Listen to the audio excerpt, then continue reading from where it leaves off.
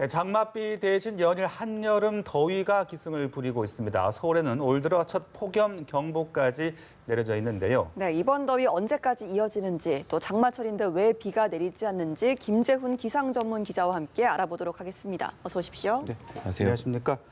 네, 보통 7월 초라고 하면은 장마, 많은 비를 생각하곤 해왔는데 정작 이번 주에는 비는 거의 오지 않은 것 같고 상당히 좀 더위가 계속되고 있습니다. 특히 오늘은 올 들어 가장 덥다고 하던데 얼마나 더운 겁니까? 네, 오늘 더위 대비 좀 잘 하셔야겠습니다. 이 장마가 긴 소강 상태에 들어가면서 이 최근 며칠 더위가 이어졌는데 이 오늘 더위는 주 초반에 찾아왔었던 더위보다도 이 한두 단계 더 강력한 더위가 이 기승을 부리겠습니다. 일단 예상 최고 기온을 좀 살펴보면 서울 34도, 이 강원 홍천은 이 무려 35도까지 올라갈 것으로 예상이 되고 있습니다. 그 밖에 이 대전과 대구 등 이 내륙 많은 지역에서도 33도를 웃도는 더위가 나타나겠는데요. 현재 이 중부와 경북 내륙에 폭염특보가 내려졌고, 특히 서울과 이 경기 동부, 강원 영서 지역은 오늘 오전 10시부터 올해 첫 폭염 경보가 발효가 됩니다. 이 폭염 경보는 이틀 이상 최고 기온이 35도를 웃돌 것으로 예상될 때 발표가 되는데, 이 서울의 공식 관측소는 이 34도가 예보가 됐지만 이 도심 지역이 35도를 넘는 지역이 있을 것으로 예측이 되면서 이 서울에도 폭염 경보가 발령이 된 것입니다. 네. 이 오늘도 기온도 기온이지만 이 햇볕, 이 자외선이 무척이나 강합니다. 이 열사병 그리고 일사병 같은 온열 질환이 우려되는 수준의 더위입니다. 이 건강 관리를 좀 잘 하셔야겠습니다. 네, 아무래도 장맛비가 내려야 좀 더위가 누그러질 것 같은데요. 다음 장맛비 소식은 없습니까? 네, 일단 주말인 내일 날씨부터 좀 전해드리자면 중부지방을 중심으로 더위가 절정을 보일 것으로 예상이 되고 있습니다. 내일도 수도권과 강원 영서 지역은 35도 안팎의 폭염이 이어지겠고요. 네. 이 한 가지 좀 특징이라고 할 수 있는 것이 이 덥기로 유명한 대구보다 이 서울과 강원도가 더 덥다는 것입니다. 네. 일단 동해상에서 불어오는 바람이 백두대간을 넘는 과정에서 열을 품게 되는데 이 열기가 이 서쪽 지방을 더 뜨겁게 만드는 것입니다. 지난해 이 홍천이 41도까지 올랐을 때도 이 태백산맥을 넘어오는 바람이 이 폭염의 주요한 원인 중에 하나였습니다. 이번 더위는 일단 다음 주 초반까지 좀 길게 이어질 것으로 예상이 되고 있는데요. 아무래도 이 장맛비가 내리지 않는 것이 원인입니다. 현재 장마 전선은 일본 남해상까지 밀려나가 있는데 일단 여러 예측에 따르면 다음 주 중반쯤에 돼서야 이 한반도로 장마 전선이 북상을 할 것으로 보여집니다. 10일에서 11일쯤에 전국에 장맛비가 예보가 돼 있습니다. 그래서 이 비가 내리면서 더위도 한풀 꺾일 것으로 전망이 되고 있습니다. 다만 이 폭염 뒤에는 또 이 폭우가 찾아오는 경우가 많은데 이 다음 주 중반에 내리는 비도 이 집중호우의 가능성이 점점 커지고 있습니다. 네, 자 얼마나 더운지 또 이번 더위가 다음 주 중반쯤 장맛비가 좀 내리면서 꺾일 것 같다라는 말씀이셨는데 이렇게 7월 초인데도 장맛비가 잘 내리지 않는 이유는 어디에 있는 겁니까? 네, 보통 장마 전선은 남쪽의 덥고 습한 공기와 이 북쪽의 이 상대적으로 찬 공기 간의 힘겨루기 과정에서 만들어지는데요.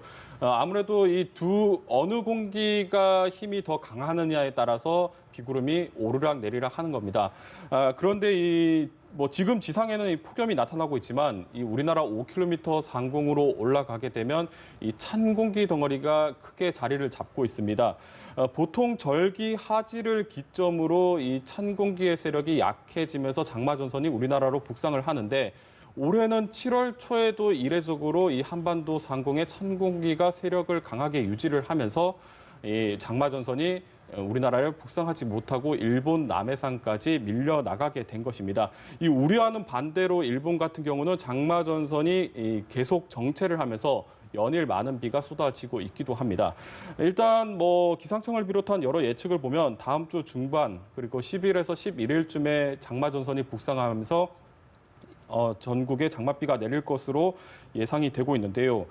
중부지방 같은 경우는 올해 이 장마가 시작한 이후에 장맛비다운 비가 내리지 않았는데 다음 주 내리는 비도 이 찬 공기의 세력이 찬 공기가 어느 정도 물러나느냐에 따라서 중부지방의 이 강수 양상이 상당히 달라질 것으로 전망이 되고 있습니다. 네, 지금 뭐 우리나라뿐만 아니라 전 지구적으로 좀 폭염이 기승입니다. 유럽 같은 경우도 40도가 넘는 폭염 소식이 들려오고 있고요. 인도에서도 인명 피해가 잇따르고 있다고요. 네, 유럽에서는 지난달 말부터 이 40도를 넘나드는 극한 폭염이 나타났습니다. 이 찜통더위에 이 지난달 유럽 대륙의 기온이 관측 사상 최고치를 기록을 했습니다. 인도에서도 이 살인적인 더위가 강타를 했었는데요. 네. 델리 같은 경우는 무려 50도에 달하는 이 살인적인 더위가 덮치면서 지난달에만 폭염으로 인해서 100여 명이 넘는 사람이 사망을 했습니다. 그 밖에 빙하가 있는 미국 알래스카도 최근에 이 30도를 넘나드는 이례적인 고온 현상이 나타나고 있습니다.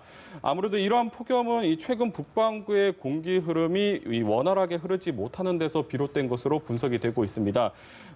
유럽 같은 경우는 북아프리카에서 연일 이 열풍이 불어들면서 폭염이 발생을 했고, 알래스카 같은 경우는 이 강한 고기압이 수일째 정체를 하면서 열기가 빠져나가지 못하는 현상, 이른바 이 열돔 현상이 발생을 했는데, 이 공기 흐름을 막는 블로킹 현상이 원인인 것으로 분석이 됩니다. 일단 뭐 사람도 혈액순환이 잘 안 되면 몸에 이상이 생기는 것처럼 기류도 원활하게 흐르지 못하면서 이 이상 기상 현상이 발생을 하고 있다, 이렇게 좀 생각을 하시면 될 것 같습니다. 1차적으로는 뭐 이런 여러 가지 원인이 있지만 근본적인 원인은 아무래도 지구 온난화에 있습니다. 이 많은 기후 전문가들은 앞으로 기후 변화가 가속화되면 극단적인 날씨 현상은 점점 더 잦아질 것으로 경고를 하고 있습니다. 네, 자 이렇게 지구 곳곳이 더위 때문에 좀 몸살을 앓고 있는데, 이렇게 폭염이 계속되다 보면은 온열 질환도 빠르게 늘지 않겠습니까? 이 폭염에 잘 대처하는 요령 알려주시죠. 네, 폭염이라고 하면 매년 찾아오는 이 연례 행사처럼 뭐 쉽게 생각을 하실 수가 있는데, 사실 재해 재난 중에서 가장 인명 피해가 많은 것이 태풍도 아닌 바로 폭염입니다. 이 지난해 우리나라도 이 사상 최악의 폭염이 강타하면서 온열 질환자 수가 4,500명을 넘어섰고, 이 가운데 50여 명이 사망을 했습니다. 이 질병관리본부에 따르면 올해도 벌써 온열 질환자가 200여 명이 발생을 했습니다.